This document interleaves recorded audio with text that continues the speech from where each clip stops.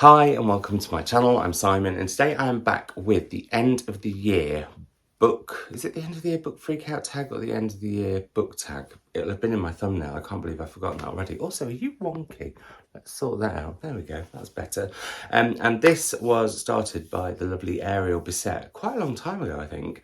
And basically is a bit of a chat about where we are at the end of the year, because, well, it's not the very end of the year, but now we're like over midway through October, so there's only like 2 and a bit months to go, which is actually quite daunting. Where's 2022 gone? I am very, very excited about 2023, but I'm always excited about a new year. So anyway, so there's 6 questions and I'm going to go through them now. They're written down there because well, just because they are, because I can't remember them off the top of my head, even though I have books as prompts. And the first one of those questions is, are there any books you've started this year you need to finish? And there is one book that falls into this category, which I talked about a lot at the beginning of the year and haven't talked about since, but I've carried on reading and I'm loving. And it's Year of Wonder, Classical Music for Every Day by Clemency Burton Hill. And honestly, this is such a treat. It even has its own Spotify list. It even has its own Spotify playlist as well to go with it, where basically every day of the year you listen to one piece of classical music. You get a little bit of information about it, as you can see here. And what I really, really love is that Clemency doesn't. She really, really knows her classical music, but it's the enthusiasm that comes through the most, like, along with the knowledge. But what I mean is, I guess, it doesn't feel pretentious, it doesn't feel preachy, it doesn't feel like it's talking down to you.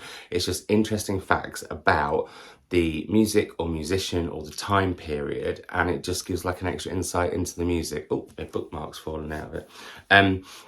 Yeah, I just think this is absolutely ace, and there is, I think, more or another year of Wonder, which I would really, really like to do next year, because it's really sort of beefed up my knowledge on classical music, but also I found some composers that I really, really love.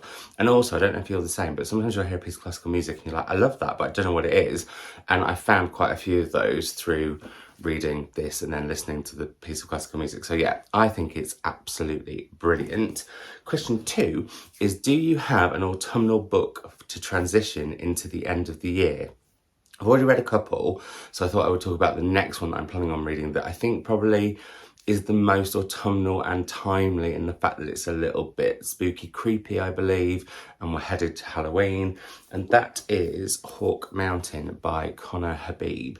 And I'm really, really excited about this because it's queer.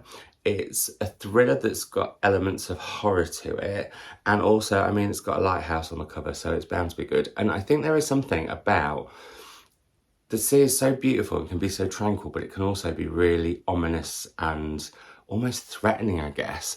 But I think this is about a man called Jack who is one day on the beach and then he suddenly sees someone from his past, and it sort of unsettles him, but then it carries on being more and more unsettling as it goes along. I've not read it, so I don't 100% know, but that's the gist that I've got from what I've heard about it. So yeah, I'm really, really excited for that one. Then, question 3, is there a release that you're still waiting for this year? And one actually just arrived very recently, and it's a book that I hadn't heard about until I saw it on Hannah Kent's Instagram, and I was like, oh my god, that just sounds so brilliant and so me. And also, I haven't really read any historical fiction, or not enough historical fiction this year, and I would like to read a lot more. It's Iris by Fiona Kelly McGregor, and this is based on actual events set in an era of cataclysmic change.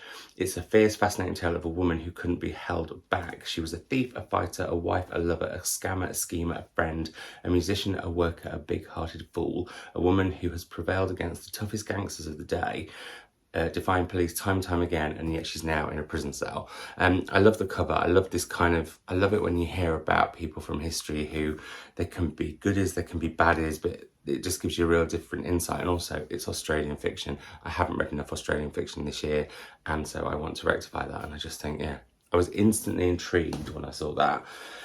Question 4, we're whizzing through, and this is an unusually quick video for me, but I am off to my mother shortly, although I'll probably be back by the time this goes live. Anyway, that's timey-wimey. What was the next one? 4. 4. What 3 books would you really like to read by the end of the year?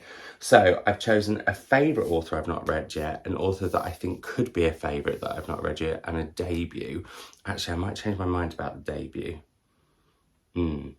Yes, hang on 1 second. Hello, it's Simon post-recording who's just remembered, and I like to give credit where credit's due, that I saw Emma over at Drinking by My Shelf do this, and that is what sparked me to decide to do it. I love Emma, so I will link her channel down below too. Back to me in the past. In fact, I haven't changed my mind about the debut at all. I am just going to cheat because there's 2 books that sort of tie for which I would like to read as a debut. I haven't got to yet this year. Anyway, first up, a favourite author. I have not read Shrines of Gaiety by Kate Atkinson yet. I've loved Kate Atkinson for years. She was my grand's favourite author. She's one of my mum's favourite authors. She's one of my favourite authors. And I have this thing with Kate Atkinson where I get kind of emotional. I got emotional when I tried to read Behind the Scenes at the museum earlier this year because it was my grand's copy and that just sent me off. But then also there's a thing with Kate Atkinson where, because I know my gran won't read her books, well, hasn't read her last, however many came out since my gran sadly died, there's just this sort of weird thing where I feel like I'm reading it on behalf of her, but also trying to have a conversation with her in my head that I can't have. Yeah, anyway, that's random, completely random. But yeah, that's a favourite author. An author that I think is going to be a favourite, because I've loved their 2 books and it takes 3 books for an author to become a favourite of mine, is Robbie Arno, and this is Limberlost. I had this edition imported because I like the UK covers, but they're never as good as the Australian ones. I think the Australian ones just get it absolutely bang on. I don't know anything about this. I don't want to know anything about it before I read it. I'm kind of like that with books anyway, but particularly with books by authors that I really, really love. But one thing I am aware of is I also tend to leave those authors until like a rainy day or whatever, and it blinking rains all the time, so it's just really pointless. But I just know I'm gonna love it. Like, there is no questioning it. I'll be so upset if I don't. No pressure, Limberlost. But yeah, I'm really, really, really excited for this one. And then the 2 books that are debuts that I really, really would like to get to, and they're sort of joint. I'm going to put them together almost like When to Become One. And the first one is Other Names for Love by Taimur Sumru. And I've been wanting to read this for ages. I've banged on about it. I don't know why I haven't got to it yet. With the hugest crush on him. And yeah, I just need to get to it because it's a book that I really, really want to read. And Taimur even very kindly sent me a copy of the American edition, which is absolutely gorgeous. So this is the one that I'm going to read and probably batter about. So I feel like, because it's a book I've got 2 copies of, I have this thing weirdly where, like, if I've got a proof and a finished edition or whatever, I always feel like I have to save the proof when I'm travelling, but I'm going to be doing a lot less travelling for the rest of the year, so that kind of defeats the object. Anyway, very excited for this one. It's about a boy's, sort of a summer in a boy's life in Pakistan, I believe, where, rural Pakistan actually, his world changes forever, and I think it's about the relationship between him and his father, so that's really, really intriguing. And the other one, this is the one that I suddenly thought I should add, because I've talked about the fact I haven't read enough or as much. You should never say enough. You should never say I've not read enough of. Just say that I'd like to read more of. I think it's, I don't know, do you find that you sometimes beat yourself up about what you should have read, why you haven't read something by a certain date? I don't know how healthy that is with books. Anyway, yeah, so I would like to have read more historical fiction this year, and one historical debut that I've been so excited about and just haven't got around to is Joan by Catherine J. Chen. And this is all about Joan of Arc, and I don't know that much about Joan of Arc other than, I guess, what is culturally referenced or what you hear about, you know, through the legends or whatever. Is it a legend? That's not quite what I mean. Anyway, I know I've made the joke before as well that I know Joan of Arc mainly through the songs by Madonna and Little Mix, but that's also true. So yeah, I'm really, really, really intrigued for this one and her reimagining. And Harry Mantel, who sadly passed away recently, she raved about this. There's a quote from her right on the back, and this could actually be quite a good book to maybe start off Blurb Telephone, which is something I really, really want to do before the end of the year, which the Linen Library, whose channel I will link down below, came up with. So we have that. I cheated there. That was 4, not 3. Question 5. Is there a book you think could still shock you to become your favourite book of the year? Well, I'm kind of hoping that it could be one of these 4. Ooh, Sorry, Tamar, you're hidden away there. Let's get you out and prominent. So yeah, I'm hoping one of these could. That said, my favourite book of the year, I've usually been really like, oh, I don't want to say what it is. I want to be a bit mysterious about it. But I think anyone and their mother could guess what my favourite book of the year so far has been.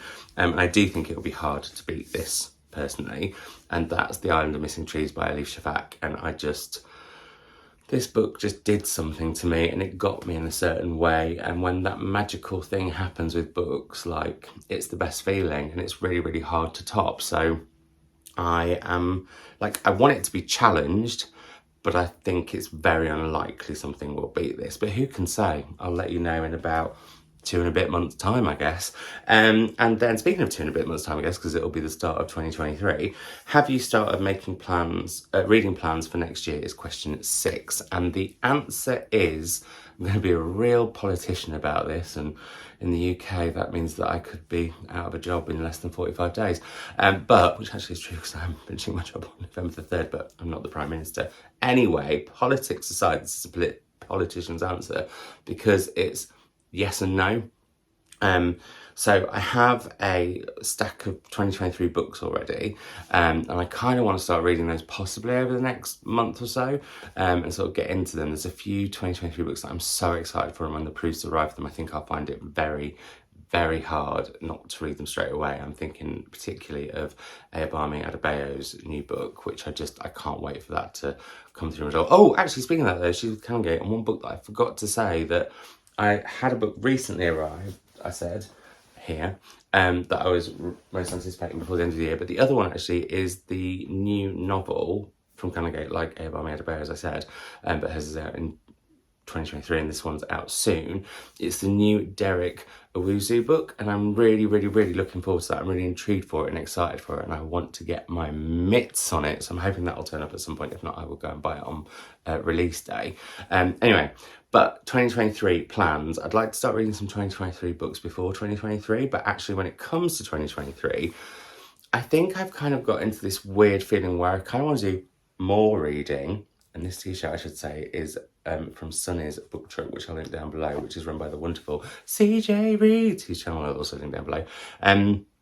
But I would like to read more, but at the same time, I kind of want to read slower, and that might mean reading less. And a really big plan that I'm sort of, not even a plan, almost like a pact that I'm making with myself for 2023 is to create content about what I'm reading, not feel that I have to read in order to create content. And I think that's going to be a really, really big one.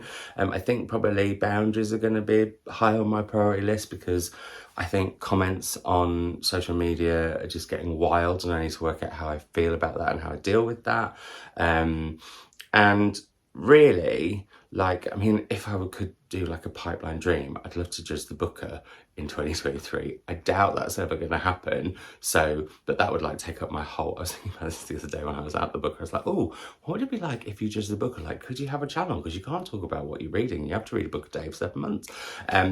But I would also love to possibly judge some other prizes, but I think it's quite, unless they come along, my main priority is to read by whim next year. I really want to just slow down, take it easy, pick up books as and when I feel.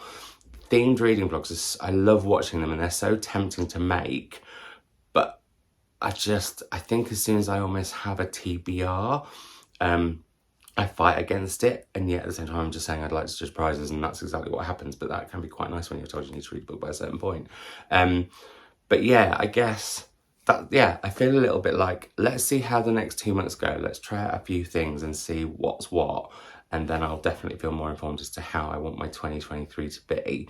But I'm definitely thinking about it, because I get excited about New Year's and the whole new start and all that kind of malarkey. So yeah, there we go. That is the end of the year book tag, or possibly the end of the year freak out tag, or possibly the end of the year book freak out tag. I should have done my research a little bit more. I wrote down all of the questions, didn't write down the title. I'm always a bit funny about tag videos, because I feel like they can be a bit of a popularity contest. So what I'm going to say is, I would love any of you who want to do the tag to go ahead and do it. If you don't have a channel, leave your answers in the comments down below. Also, let me know any thoughts that you've got on what my sort of thoughts are at this point and at the end of the year, and anything you'd maybe like to see before the year is through or in 2023. And if you've got a channel and you do this, link that video down below and I can go and have a look. So I'm always looking to find new channels that I can binge, which doesn't help with me doing reading, which is just an irony, isn't it? Anyway, that's that. Maybe I'll see if my mum will want to do it. She might not. I'm off to go and see her shortly, so I really better go. But as always, lovely to chat to you. I've never said that before, but it's true. It is always lovely to chat to you, even if technically I'm chatting to myself on my phone. I hope you're doing super duper well, and I will speak to you all in another video very, very soon. Bye.